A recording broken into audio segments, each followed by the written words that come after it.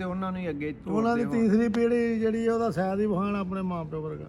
ਫਿਰ ਉੱਥੇ ਨਾ ਹੈਗਾ ਕੈਮਰਾ ਤੀਸਰੀ ਪੀੜ੍ਹੀ ਦਾ ਮਤਲਬ ਅੱਗੋਂ ਜਿਹੜੇ ਲਾਉਂਦੇ ਨੇ ਨਾ ਦੂਜਾ ਤੀਜਾ ਜੀ ਜੀ ਉਹਨਾਂ ਦੇ ਵੱਡੇ ਵਡੇਰਿਆਂ ਵਰਗਾ ਸ਼ਾਇਦ ਜਾਂ ਅੱਖੀ ਉਹਨਾਂ ਵਰਗੀ ਬਹਾ ਦੇ ਨਾ ਅੱਖ ਰਹਿਣੀ ਉਹੋ ਜੀ, ਨਾ ਮੁੰਡਾ ਰਹਿਣਾ, ਨਾ ਜਿਸਮ ਰਹਿਣਾ, ਨਾ ਉਹਨਾਂ ਦਾ ਸ਼ਾਇਦ ਰਹਿਣਾ ਹੈਗਾ। ਜਿਹੜੇ 2-3 ਸਾਲ 4 ਸਾਲ ਆਪਣੇ ਘਰ ਰਹਿੰਦੇ ਨੇ, 4 ਸੀਜ਼ਨ ਆਪਣੇ ਕੱਢਦੇ ਨੇ ਬਦਲਾਂ ਹਨੇਰੀਆਂ 'ਚ, ਅਸਲ ਉਹ ਆਪਣਾ ਆਪ ਲੋਹਾ ਆਪ ਹੀ ਮਨਵਾਇਆ ਚੁੱਕੇ ਹੁੰਦੇ ਨੇ। ਉਹਨਾਂ 'ਚ ਤਾਂ ਸ਼ੱਕ ਹੀ ਕੋਈ ਨਹੀਂ, ਉਹ ਤੁਸੀਂ ਆਰਾਮ ਨਾਲ ਫੜ ਕੇ ਨਰ ਤੇ ਮਾਦੀ ਜਿਹੜਾ ਦੋਵਾਂ ਬਲੱਡ ਲੈਣਾ ਦੀ ਜਿਹੜੀ ਉਹ ਬਲੱਡ ਲੈਣ ਕਹਿੰਦੇ, ਉਹ ਅੱਖ ਮਤਲਬ ਇੱਕ ਦੀ ਥੋੜੀ ਗੁਲਾਬੀ ਹੋਵੇ, ਇੱਕ ਦੀ ਥੋੜੀ ਚਿੱਟੀ ਹੋਵੇ, ਜਾਂ ਥੋੜੀ ਨੀਲੀ ਹੋਵੇ ਜਾਂ ਥੋੜੀ ਚਿੱਟੀ ਹੋਵੇ, ਉਹਨਾਂ ਦੇ ਆਪਸ ਦੇ ਵਿੱਚ ਕਰਾਸ ਲਾ ਦਿਓ। ਬਣੇ ਹੋਣਾ ਚਾਹੀਦਾ 15-16 ਇੰਚ ਤੋਂ ਦੋਸਤੋ ਕਮ ਨਹੀਂ ਹੋਣਾ ਚਾਹੀਦਾ। ਇਸ ਤੋਂ ਇਲਾਵਾ ਉਸਤਾਦ ਜੀ ਅਗਰ ਹੱਡੀ ਜੋੜ ਨੂੰ ਤੇ ਤੁਸੀਂ ਕਹਿ ਦਿੱਤਾ ਕਿ ਛੋਟੀ ਵਾਲੀ ਜਿਹੜੀ ਉਹ ਨਾਕਾਮ ਹੀ ਹੈ, ਤਕਰੀਬਨ ਗਿਣੀ ਜਾਂਦੀ, ਪੁਆਇੰਟਸ ਦੇ ਵਿੱਚ ਪੂਰਾ ਹੋਣਾ ਚਾਹੀਦਾ ਕਬੂਤਰ ਜਦੋਂ ਬਾਡੀ नहीं है। जी दोस्तों, आप देख रहे हैं जी सियालकोटी पिजन लवर। मैं आपका दोस्त, आपका होस्ट मोहसिन रहमान। और दोस्तों मौजूद हैं आज फ़ख्रे पाकिस्तान और एक नामवर उस्ताद, लेजेंड उस्ताद चौधरी मोइन नवाज गुमन के साथ। और मेरे साथ मौजूद हैं मेरे उस्ताद मियाँ फैसल साहब। और दोस्तों उस्तादों की इस महफ़िल में कोशिश करेंगे कि कबूतरबाजी को आसान करें, कबूतरबाजी को आसान कैसे किया जा सकता है, इस टॉपिक पे उस्ताद चौधरी मोइन नवाज गुमन दोस्तों आपको कुछ ऐसी टिप्स आज देंगे कि ये वीडियो आप बार बार देखेंगे और अपने पास सेव करने पे मजबूर होंगे। उम्मीद करते हैं कि जी उस्ताद जी से काफ़ी कुछ सीखने को आपको इस वीडियो में दोस्तों मिलेगा। जी सर। वालेकुम अस्सलाम सर की हाल चाल ने? खैरियत ठीक ठाक। उस्ताद मोहतरम, पहला सवाल है कि क्या हर उड्डिया कबूतर बच्चे उड़ाएगा? ਇਹਦੇ ਬਾਰੇ ਚ ਉਸਤਾਦ ਚੌਧਰੀ ਮੋਇਨ ਨਵਾਜ਼ ਗੁਮਨ ਦਾ ਕੀ ਮੌਕਫ ਹੈ? ਅਲਹਮਦੁਲਿਲਾ ਜੀ, ਜਿਹੜਾ ਕਬੂਤਰ ਉੱਡਦਾ ਉਹ ਸ਼ਾਮ ਤੱਕ ਜੇਠ ਤੱਕ 4-5 ਵਜੇ 6 ਵਜੇ ਬਹਿੰਦਾ, ਉਹਦੇ ਵਿੱਚ ਤਾਂ ਸ਼ੱਕ ਹੀ ਨਹੀਂ ਨਾ ਕੋਈ ਕਿ ਉਹ ਬੱਚੇ ਨਹੀਂ ਉਡਾਏਗਾ। ਖਾਮ ਖਿਆਲੀ ਹੈਗੀ ਉਸਤਾਦਾਂ ਦੀ ਕਿ ਉੱਡੇ ਕਬੂਤਰ ਬੱਚੇ ਨਹੀਂ ਉਡਾਉਂਦੇ। ਆਖਰ ਉਹਨਾਂ ਦੇ ਮਾਂ ਪਿਓ ਉਹਨਾਂ ਦੇ ਉਡਾਉਂਦੇ ਨੇ ਤੇ ਉੱਡਦੇ ਨੇ ਨਾ। ਜਿਹੜੇ ਉਹਨਾਂ ਦਾ ਪਿਛਲੀ ਬੈਕ ਹੁੰਦੀ ਹੈ ਚੰਗੀ ਹੁੰਦੀ ਹੈ ਤੇ ਉੱਡਦੇ ਨੇ। ਇਸ ਬਾਤ ਉਹ ਚੰਗੇ ਹੀ ਹੁੰਦੇ ਨੇ ਜਿਹੜੇ 2-3 ਸਾਲ 4 ਸਾਲ ਆਪਣੇ ਘਰ ਰਹਿੰਦੇ ਨੇ, 4 ਸੀਜ਼ਨ ਆਪਣੇ ਕੱਢਦੇ ਨੇ ਬਦਲਾਂ ਹਨੇਰੀਆਂ 'ਚ, ਅਸਲ ਉਹ ਆਪਣਾ ਆਪ ਲੋਹਾ ਆਪ ਹੀ ਮਨਵਾਇਆ ਚੁੱਕੇ ਹੁੰਦੇ ਨੇ। ਉਹਨਾਂ 'ਚ ਤਾਂ ਸ਼ੱਕ ਹੀ ਕੋਈ ਨਹੀਂ, ਉਹ ਤੁਸੀਂ ਆਰਾਮ ਨਾਲ ਫੜ ਕੇ ਨਰ ਤੇ ਮਾਦੀ ਜਿਹੜਾ ਦੋਵਾਂ ਬਲੱਡ ਲੈਣਾ ਦੀ ਜਿਹੜੀ ਉਹ ਬਲੱਡ ਲੈਣ ਕਹਿੰਦੇ, ਉਹ ਅੱਖ ਮਤਲਬ ਇੱਕ ਦੀ ਥੋੜੀ ਗੁਲਾਬੀ ਹੋਵੇ, ਇੱਕ ਦੀ ਥੋੜੀ ਚਿੱਟੀ ਹੋਵੇ, ਜਾਂ ਥੋੜੀ ਨੀਲੀ ਹੋਵੇ ਜਾਂ ਥੋੜੀ ਚਿੱਟੀ ਹੋਵੇ, ਉਹਨਾਂ ਦੇ ਆਪਸ ਦੇ ਵਿੱਚ ਕਰਾਸ ਲਾ ਦਿਓ ਜੀ। ਉਹ ਅਲਹਮਦੁਲਿਲਾ ਉਹਨਾਂ 'ਚ ਕੋਈ ਸ਼ੱਕ ਨਹੀਂ ਹੈਗਾ, ਉਹ ਬੱਚੇ ਵੀ ਇਨਸ਼ਾਅੱਲਾ ਉਸ ਤਰ੍ਹਾਂ ਹੀ ਉੱਡਣਗੇ। यानी उस्ताद मोहतरम जो मैं समझ पाया कि एक 7 ਵਜੇ ਮਾਦੀ ਬਹਿ ਰਹੀ ਹੈ, एक 7 ਵਜੇ ਨਰ ਬਹਿ ਰਿਹਾ, ਔਰ ਤੁਹਾਡਾ ਕਹਿਣਾ ਕਿ ਅੱਖਾਂ ਬੰਦ ਕਰਕੇ ਉਹਨਾਂ ਨੂੰ ਜੋੜ ਦਿੱਤਾ ਜਾਏ ਤੇ ਜੋੜਾ ਪਾਸ ਹੋਏਗਾ?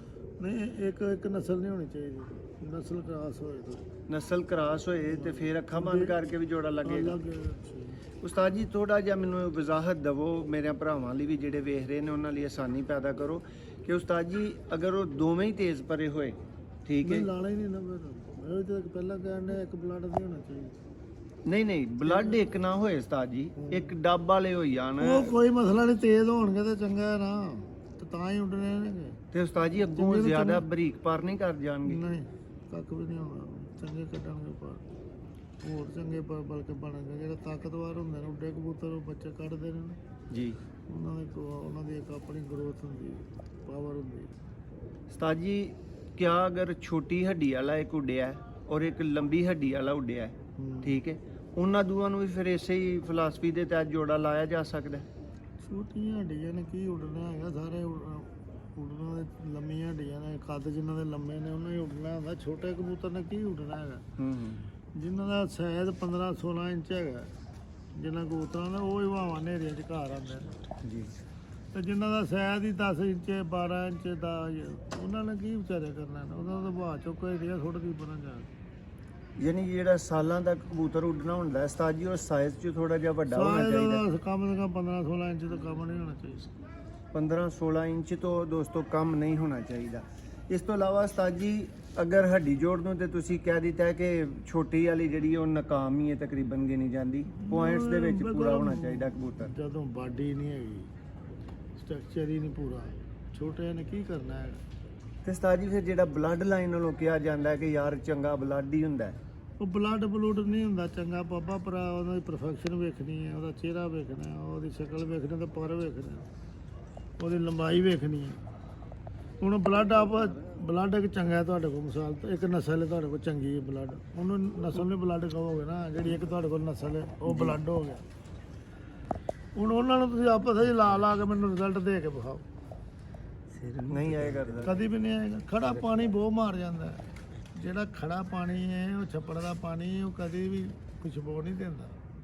ਇਸ ਵਾਰ ਤਾਂ ਜਿਹੜੀ ਨਹਿਰ ਹੈ ਨਾ ਉਹਦੇ ਵਿੱਚੋਂ ਖੁਸ਼ਬੂ ਵੀ ਹੈ, ਉਹ ਚੱਲਦਾ ਪਾਣੀ ਚਮਕਦਾ ਹੁੰਦਾ, ਚਿਹਰਾ ਵੀ ਨਜ਼ਰ ਆਉਂਦਾ ਉਹਦੇ 'ਚ। ਇਹ ਤੋਂ ਬਾਅਦ ਚੱਲਦਾ ਜਿਹੜਾ ਨਾ ਕੈਸੀ ਉਹ ਹੀ ਚੱਲਣਾ ਹੈਗਾ। ਪੁਆਇੰਟ ਲੱਭਾ ਜੇ ਹਾਂ। ਦੋਸਤੋ ਇਹ ਤੇ ਇਹ ਜੇ ਸਿੱਖਣ ਵਾਲੀਆਂ ਗੱਲਾਂ ਕਿ ਖੜਾ ਪਾਣੀ ਵੀ ਬੋ ਮਾਰ ਜਾਂਦਾ ਹੈ ਤੇ ਇੱਕ ਹੀ ਜੋੜਿਆਂ ਨੂੰ ਬਾਰ-ਬਾਰ ਅੱਗੇ ਚਲਾਈ ਜਾਣ ਦੇ ਨਾਲ ਉਸਤਾਦ ਹੋਰਾਂ ਦਾ ਚੈਲੰਜ ਹੈ ਕਿ ਕੋਈ ਰਿਜ਼ਲਟ ਲਿਆ ਕੇ ਵਿਖਾਏ ਮੈਨੂੰ ਕਿ ਜੋੜੇ ਹੀ ਇੱਕ ਹੀ ਹੋਣ ਤੇ ਉਹਨਾਂ ਨੂੰ ਹੀ ਅੱਗੇ ਉਹਨਾਂ ਦੀ ਤੀਸਰੀ ਪੀੜ੍ਹੀ ਜਿਹੜੀ ਹੈ ਉਹਦਾ ਸ਼ਾਇਦ ਹੀ ਵਹਾਣ ਆਪਣੇ ਮਾਂ ਪਿਓ ਵਰਗਾ।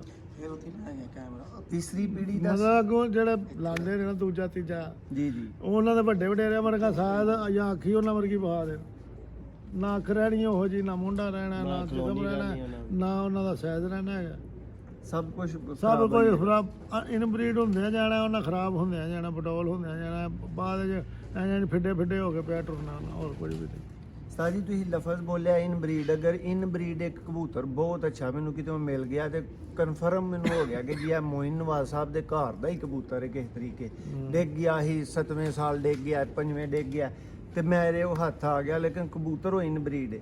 ਉਸਤਾਦ ਜੀ ਮੈਂ ਉਹਨੂੰ ਅੱਗੇ ਕਿੰਜ ਢੋਲ ਇਨ ਬਰੀਡ ਹੀ ਪਾਗਲ ਹੈ, ਇਨ ਬਰੀਡ ਨੂੰ ਡਾਵਾਂਗੇ, ਉਹ ਡਾਣ ਦੇ ਕਾਬਲ ਹੀ ਨਹੀਂ ਹੁੰਦੇ।